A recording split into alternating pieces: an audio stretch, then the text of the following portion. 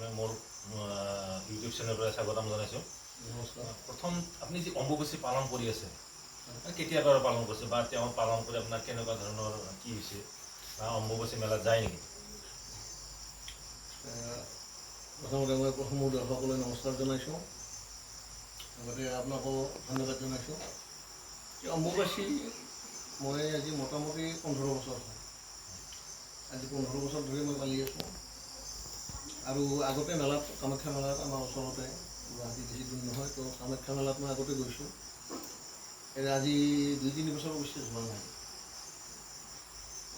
নযোৱাৰ কথাটো মানে কি, সেনেকুৱা মানে কি নিজে অম্বুবাচী পালি থাকি অলপ অসুবিধাও হয়, সেইকাৰণে যোৱা নাই। কিন্তু তাৰে আগত মই গৈছোঁ, কেইবাবাৰো গৈছোঁ। প্ৰতি বছৰে যোৱা নাই অৱশ্যে। ব্ৰতটো কেনেকৈ পালন কৰিছে? যদি আমি সম্পূৰ্ণভাৱে ব্ৰতটো পালন কৰিব লাগে তেতিয়াতো বহুত কঠিন ব্ৰত। আচলতে পানীখিনিও আমাৰ পূৰ্বপুৰুষৰ পৰা চলি আছে যে পানীও তাৰমানে সেইকেইদিন পুখুৰীৰ পানী বা দমকলৰ পানী বা এই পানীটো ব্যৱহাৰ কৰা নাছিল আৰু নদীৰ পানী ব্যৱহাৰ কৰা নাছিল। আগতে পানীটো উঠাই আনি ষ্টক কৰি থৈ দিয়ে, সেই পানী ব্যৱহাৰ কৰে সেইকেইদিন। বা পূজা পাৰ্বণ যিবিলাক আমাৰ হয়, কেতিয়াবা অম্বুবাচীৰ ভিতৰত বাৎসৰিক শ্ৰাদ্ধ কৰে, এইবিলাকতো কি কৰে যে মাটিৰ লগত, যিহেতু বসুমতীৰ মানে কি বসুমতীক আমি মাটিত জ্ঞান কৰোঁ, তো মাটিত জ্ঞান কৰা বসুমতীৰ ৰজস্বলা হয় বুলি এটা প্ৰবাদ আছে। এই প্ৰবাদটোৰ ভিত্তিত কি কৰা যায় যে এইকেইদিনত আমি বসুমতীৰ সংস্পৰ্শত থাকিব নালাগে, মাটিৰ কৰ্ষণ কৰিব নালাগে। যেনে কৰ্ষণ বুলি কওঁতে যি মাটিত আমি গৰু পিটি পুতা বা হালোৱা ইত্যাদি গছৰ পাত ছিঙা এইবিলাক নিষিদ্ধ। তো এইখিনি আমি মানি চলিব লাগে। তো মাটিৰ সংস্পৰ্শত থাকিব নালাগে। তো আগতে পাদুকা ব্যৱহাৰ কৰিছিল, কাঠৰে খৰম আছিল বা এনেকৈ আহিছিল। আজিকালিও সেই ধৰণে থাকিব লাগে, মাটিৰ সংস্পৰ্শত থাকিব লাগে। নিয়ম বুলি ক'লে সেইকেইদিন ভেজিটেৰিয়ান হ'ব লাগে। পাৰিলে ফল মূলৰ আহাৰটো বেছি, ফলাহাৰটো বেছি ভাল। তথাপি কোনোবাই যদি কিবা কাৰণত নোৱাৰেও, যি ফলাহাৰত থাকিব নোৱাৰে, তেওঁ অন্ততঃ ভেজিটেৰিয়ান থকাটো বেছি ভাল। মানে নিৰামিষ খাদ্য খাই দাড়ি চুলি কাটিব, পথাৰত হাল বাবও নাপায়, হাল বাব নাপায়, গছ-গছনি কাটিব নাপায়, আনকি গছৰ পাত ছিঙাটো নিষিদ্ধ। এই অম্বুবাচীৰ অৰ্থটো কি?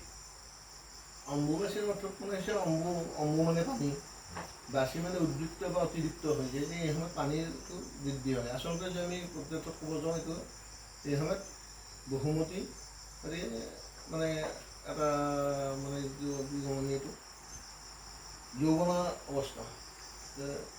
এই অৱস্থাত কি হয়, তেওঁৰ যিটো ৰজস্বলা হয় বুলি কোৱা হয়, তাৰমানে অতিৰিক্ত ব্লাডটো ওলাই যায়, সেই কথাটো কোৱা হয়।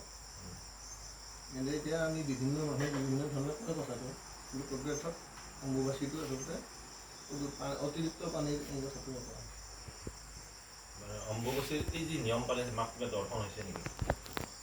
দৰ্শনৰ কথাটো ইমান ভগৱান দৰ্শন ইমান সহজ বস্তু নহয়। দৰ্শন নহয় বুলিও নকওঁ, এইটো বহুত কঠোৰ তপস্যাৰ ফলত হয়। এইটো চবেই নাপায়। আৰু পালেও চব কথাই তাৰমানে চবতে ব্যক্ত কৰাটো নিষিদ্ধ আচলতে। তেওঁৰ শক্তিটো অনুভৱ কৰিব পাৰি।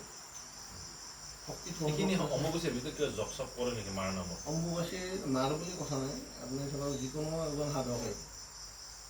যিকোনো এজন সাধকে তেওঁৰ যি গুৰুৰ পৰা পোৱা মন্ত্ৰ, এই মন্ত্ৰ জপ কৰিব পাৰে বা মাৰ মন্ত্ৰ জপ কৰিব পাৰে। যাক যেনেকৈ ইষ্ট দেৱতাৰ মন্ত্ৰ জপ কৰে, জপ কৰাটো বহুতেই ভাল।